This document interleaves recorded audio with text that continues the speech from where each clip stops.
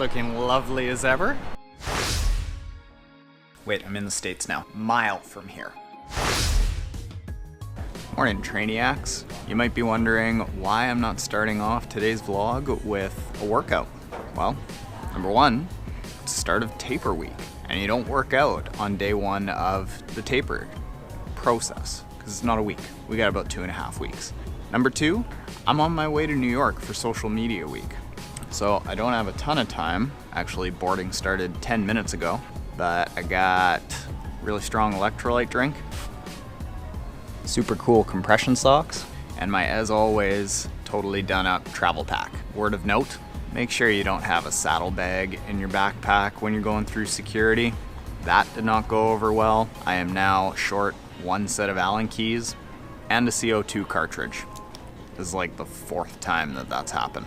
I mean, I didn't intend to do it. I just bike with this bag all throughout the year, and that's my saddlebag, so I don't leave it on the bike when it's locked up outside while I'm at work. I gotta go hop on this plane. I am going to tell you about my super cool socks, the electrolyte drink, taper week, I need a coffee. The taper process and how that starts out with no workout today. Get into all that while I'm at the layover in Toronto. See ya. Hello, Toronto, creepy, dark bridge. I am in Toronto for about a 1-hour layover. Finally got some time to chat with you. It is hot in here. First off, addressing the obvious, why I wasn't working out. It is the very first day of taper day.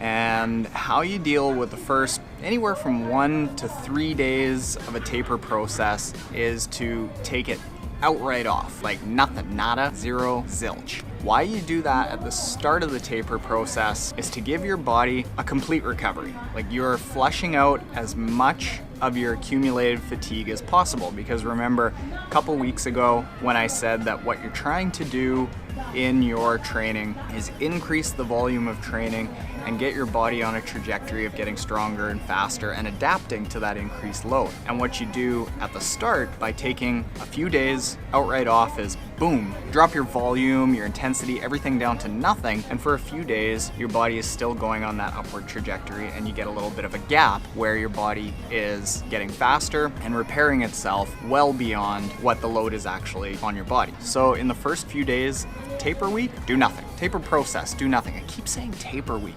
In the taper process, you do nothing. That means that today, travel day, we'd take it right off. Now you might also be asking, why am I taking a taper process like 2.5 weeks out from Ironman Campeche? Is that how long you should be tapering for? No, not really. The reason that we're doing that is because I'm traveling and the taper is starting. Ideally, we would have wanted to be training this week, but to be traveling while at the same time continuing to train, it's too much of a load on your body and it risks injury and not really getting in any quality training. Traveling alone takes a lot out of your body, and that is a very nice segue to how to travel effectively. So I mentioned that I have these good looking babies.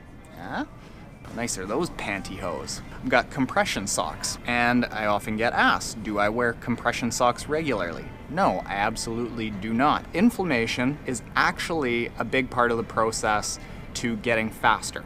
So things like ice baths and compression socks, they decrease the amount of inflammation that your body goes through. Conceivably, you would think it's a good thing, but inflammation is part of the recovery process. If you aren't going through the inflammatory process, you're not necessarily going to be rebuilding your body and getting as fast as you need to. A good time to use things like ice baths and compression socks during training is when you have a race or a workout that you need to be ready for the next day. So in that case, your soreness is going to be down, your muscle damage is going to be a lot lower, and you're going to be ready a lot quicker. So that's why a lot of athletes will use ice baths during, say, a baseball season when they've got to play a game the next day, or a football season when they have to play the next week. But for the case of triathlon training, where the purpose is to go through that complete rebuilding process over a matter of months, you shouldn't necessarily be using things like compression socks and ice baths regularly. Why I use compression socks during travel is because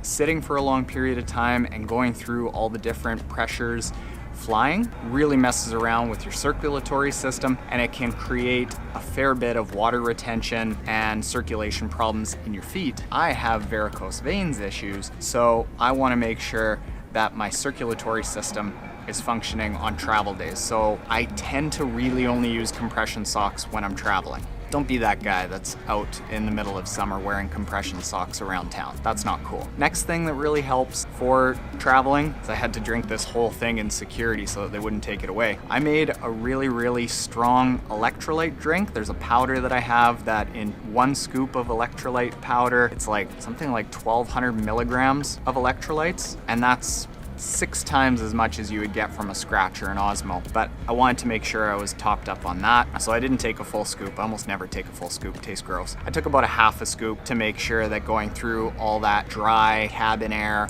going from one climate to another, and typically as I'm walking around carrying a bunch of luggage, I sweat a little bit. I want to make sure that I'm not losing any electrolytes. I think that is that. I'm gonna go and grab a bite to eat and get ready for the flight, because I think I've got about 45 minutes until we board, and I'll check back with you when I'm in New York. Oh, if anyone's in New York and wants to go for a run, let's do it. Team run. Huh? Team run. Probably Wednesday morning. Yeah? Okay. Let's do that. Oh, one last thing that I forgot to mention. Get yourself a pair of Bose QC25 headphones. I talk about these a lot on social media, but oh my God, these make traveling so much more enjoyable. Especially on a plane, I find that just the hum is draining and stressful, and it raises my heart rate and tires me out. I had these on for the first time ever on this last flight. Game changer. If you're looking for noise canceling headphones, a friend of mine is actually Michael Fisher, Mr. Mobile on YouTube, crazy techie dude, and he says that these are the best noise canceling headphones out there. Bose QC25. I'll link it up in the description below. I bought 4 for everyone in our office.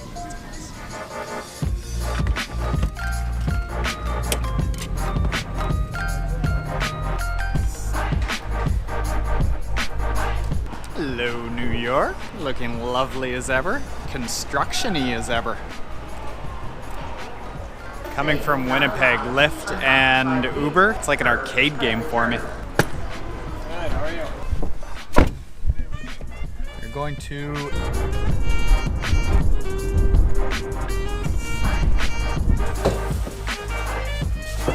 Alright, that's it. I'm here. I'm in New York. It's my buddy Dave's place in Nolita, Manhattan. And I am hands down the biggest loser in the area. I am not nearly hip enough to be hanging out in the restaurants of Nolita. I've gone and stocked up and done my Whole Foods run. I think I'm gonna go find me a vegan spot. I think that there's a pretty epic 25-year mother of the vegan restaurant community in Manhattan kind of place, like just 1.5 kilometers from here. Wait, I'm in the States now. Mile from here. Vlogs this week are not gonna have a whole ton of exercise in them, but I do have a couple of interesting meetings, planning on meeting people in the sports marketing industry, and a really cool triathlon group around here, so I'll try to bring you to that. Otherwise, nothing. That's it for the day. I'll catch you tomorrow, Trainiacs. Thanks for traveling with me today.